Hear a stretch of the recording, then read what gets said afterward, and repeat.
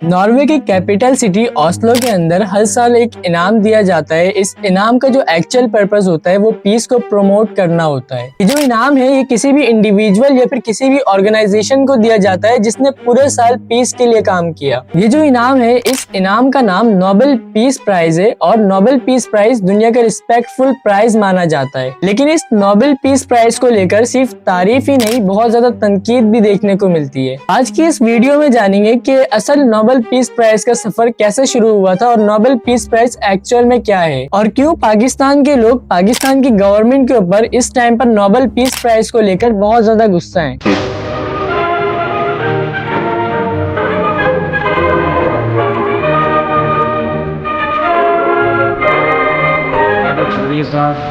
To receive the diploma and the gold medal.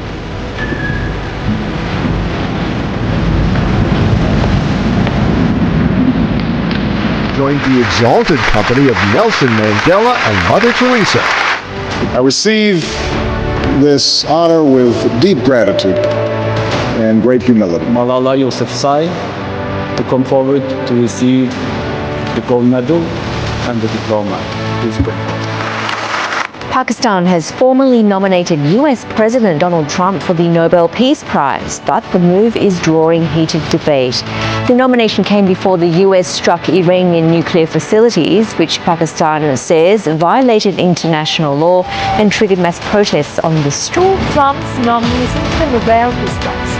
Several Pakistani politicians and notable figures have asked the government to reconsider its suggestion to recommend President Donald. 19th century के अंदर Sweden में रहने वाले एक chemist, engineer, inventor और industrialisation थे जिनका नाम एल्फ्रेड नोबेल था। एल्फ्रेड नोबेल ने डायनामाइट जैसी चीजें बनाई जो वॉर्स में इस्तेमाल की जाने लगी और यही वजह है कि एल्फ्रेड नोबेल को द मर्चेंट ऑफ डेथ्स के नाम से जाना जाता था। साल 1888 में एक फ्रेंच न्यूज़पेपर ने ये पब्लिश कर दिया कि लोगों में मौत बांटने वाला इंसान Alfred Nobel the merchant of death खुद मारा गया। बट ये न्यूज गलती से प्रिंट की गई थी क्योंकि एक्चुअल में ये न्यूज इनके भाई के लिए थी। एल्फ्रेड नोबेल का भाई लडविग नोबेल ये मरे थे पेरिस के अंदर, तो एक फ्रेंच न्यूज़पेपर ने गलती से इनके मरने की खबर शाया कर दी। जब ये न्यूज खुद एल्फ्रेड नोबेल ने पढ़ी तो वो हैरान रह गए कि दुनिया उनके बारे में कितना बुरा सोचती है और उन्होंने इस चीज को सोचना शुरू किया कि उनकी जिंदगी बस एक बुरे इंसान की तरह कट जाएगी। अब ये सारी बातें सोचने के बाद एल्फ्रेड नोबेल ने ये फैसला किया कि अब मैं सोसाइटी में पीस के लिए काम करूंगा, मैं उन लोगों के लिए काम करूंगा जो पीस के लिए काम करते हैं। और यहीं से स्टार्ट होता है नोबेल पीस प्राइज का कॉन्सेप्ट जो दुनिया के लिए अब एक मोस्ट रिस्पेक्टफुल प्राइज बन चुका है। 10 दिसंबर 1901 में नॉर्वे के शहर ऑस्लो के अंदर पहली बार किसी को नोबेल पीस प्राइज से नवाजा जाता है। एल्फ्रेड नोबेल खुद तो एक स्वीडन पर्सनालिटी थे बट उन्होंने अपनी विल में ये स्पेसिफाई किया कि नॉर्वे के अंदर एक कमेटी बनाई जाएगी और ये कमेटी जो है ये फैसला करेगी कि हर साल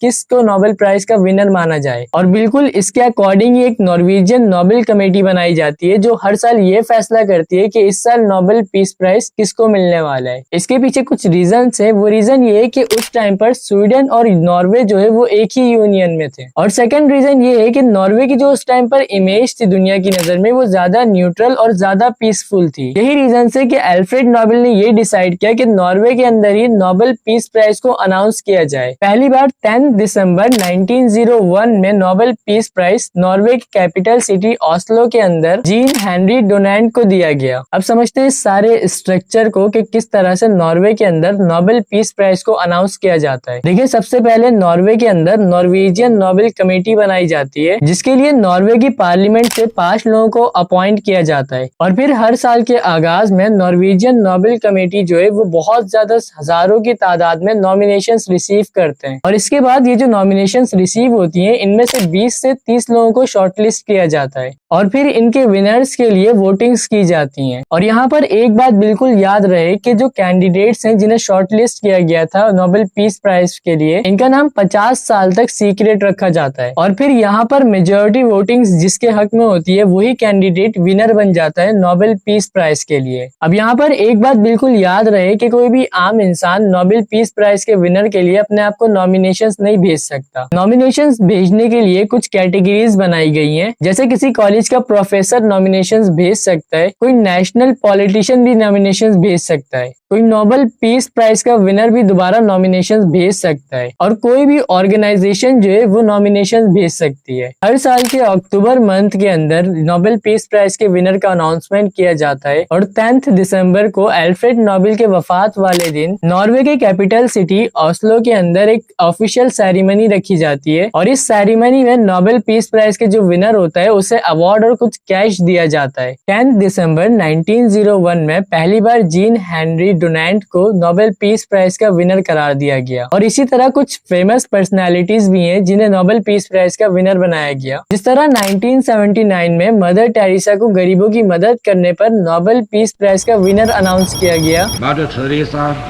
to receive the diploma and the gold medal. साल 2009 में बराक ओबामा को डिप्लोमेसी प्रमोट और इंटरनेशनल कोऑपरेट करने के लिए नोबेल पीस प्राइज का विनर अनाउंस किया गया। So I come here with an acute sense of the costs of armed conflict.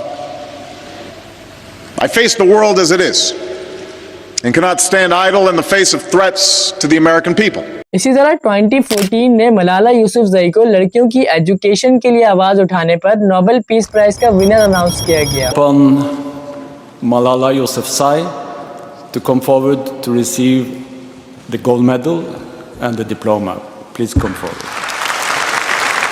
और यहीं पर अगर हम बात करें ऑर्गेनाइजेशंस को कि किन ऑर्गेनाइजेशंस को नोबेल पीस प्राइज का विनर अनाउंस किया गया, तो साल 2007 में IPCC करके एक ऑर्गेनाइजेशन है जो क्लाइमेट चेंज के हवाले से अवेयरनेस देती है, उन्हें नोबेल पीस प्राइज के लिए विनर अनाउंस किया गया। और यहाँ पर एक और ऑर्गेनाइजेशन है ICRC करके जिन्हें 3 बार नोबेल पीस प्राइज का विनर अनाउंस किया गया। ICRC की अगर हम फुल फॉर्म देखें तो ICRC की फुल फॉर्म होती है international committee of red cross. ICRC को 1917 के अंदर नोबेल पीस प्राइज का विनर पहली बार अनाउंस किया गया, दूसरी बार 1944 में इन्हें नोबेल पीस प्राइज का विनर अनाउंस किया गया और तीसरी बार इस ऑर्गेनाइजेशन को 1963 में नोबेल पीस प्राइज का विनर अनाउंस किया गया। और यहाँ पर एक बात बहुत ज्यादा शॉकिंग है कि ICRC ऑर्गेनाइजेशन के जो फाउंडर हैं उनका नाम जीन हेनरी डुनांट है। जीन हेनरी डुनांट वही इंसान है जो पहली बार नोबेल पीस प्राइज के विनर बने थे। लेकिन जहाँ पर नोबेल पीस प्राइज को बहुत ज्यादा तारीफ मिलती है, एक रिस्पेक्टफुल अवार्ड माना जाता है, वहीं पर नोबेल पीस प्राइज को बहुत ज्यादा कंट्रोवर्सीज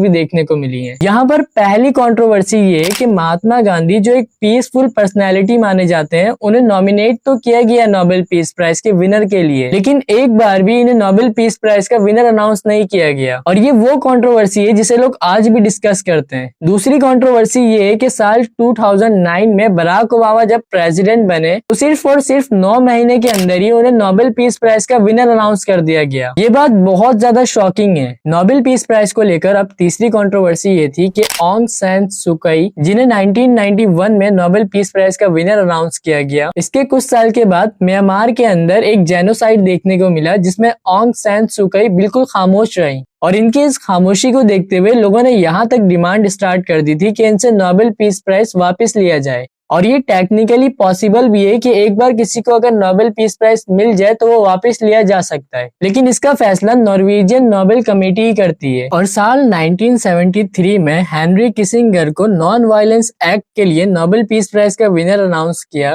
लेकिन फिर भी लोगों का मानना ये था कि वॉर्स में इनकी बहुत ज्यादा कंट्रीब्यूशन होती है। अगर हम आज प्रेजेंट टाइम साल 2025 की बात करें तो पाकिस्तान में नोबेल पीस प्राइज को लेकर बहुत ज्यादा कंट्रोवर्सी चल रही है। वो कंट्रोवर्सी ये है कि जब नॉर्वेजियन नोबेल कमेटी ने अमेरिकन प्रेसिडेंट डोनाल्ड ट्रंप को शॉर्टलिस्ट किया तो पाकिस्तानी गवर्नमेंट ने इस हक में वोट किया कि डोनाल्ड ट्रंप को ही नोबेल पीस प्राइज का विनर करार दिया जाए। रिसेंट टाइम्स में अगर हम बात करें तो ईरान और इजराइल दोनों के दरमियान एक कॉन्फ्लिक्ट चल रहा था और इन दोनों के बीच में आकर यूएस ने ईरान के ऊपर बम्बिंग कर दी। यूएस ने ये जो ईरान पे एयर स्ट्राइक्स की थी ये एक्ट ऑफ वॉर है। तो फिर क्या यूएस के प्रेसिडेंट डोनाल्ड ट्रंप को एज अ कैंडिडेट शॉर्टलिस्ट करना नोबेल पीस प्राइज के लिए क्या ये बिल्कुल ठीक है? सवाल तो अब ये भी बनता है कि पाकिस्तान की गवर्नमेंट ने डोनाल्ड ट्रंप को ये क्यों वोट किया। अब पाकिस्तान में यही बात चलने लगी कि पाकिस्तान ने ईरान का साथ देने की बजाय उल्टा डोनाल्ड ट्रंप को ही वोट कर दिया। क्या नोबेल पीस प्राइज के लिए डोनाल्ड ट्रंप को इसलिए वोट किया गया कि फलस्तीन के अंदर जो जेनोसाइड इसराइल कर रहा है उसमें वो इसराइल को सपोर्ट कर रहे हैं,